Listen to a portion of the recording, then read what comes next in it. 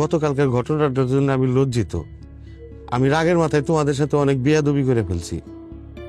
আমি খুব অনুতপ্ত। মিয়া ভাই, তুমি আমার মাফ করে দাও।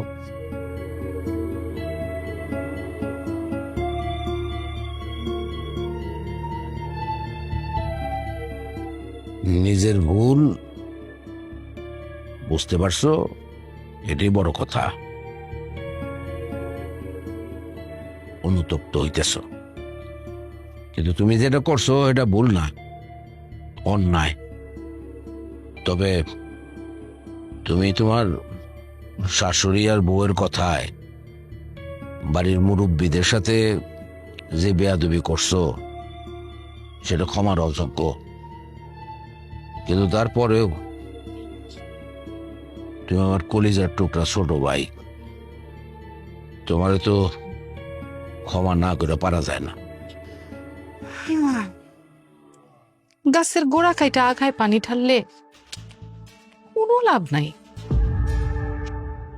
এই কথা তোমার বউ আর তোমার আগেই মাথায় রাখা উচিত ছিল।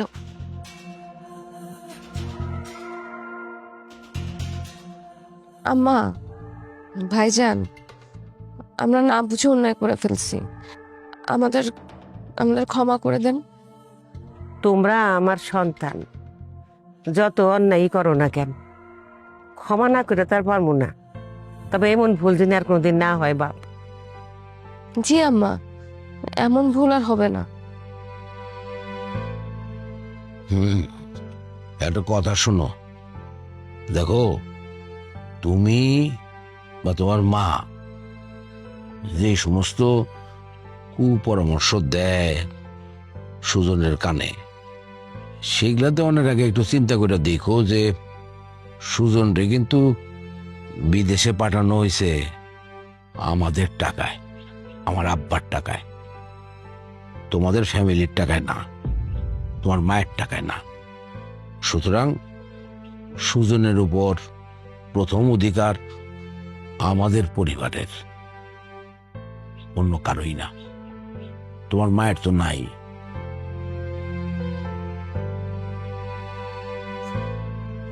তোরা যার যা খুশি বল, আমি শুধু আল্লাহর কাছে শুক্রিয়া জানাই যে আমার পোলারে আল্লাহ সুমতি দিছে, পোলায় আর বাড়ি ছেড়ে যাইব না। আমি খুব খুশি বাজান, খুব খুশি। যত কষ্টই আমার হোক না কেন, আমার মা খুশি, আমার পৃথিবী খুশি, ব্যাস।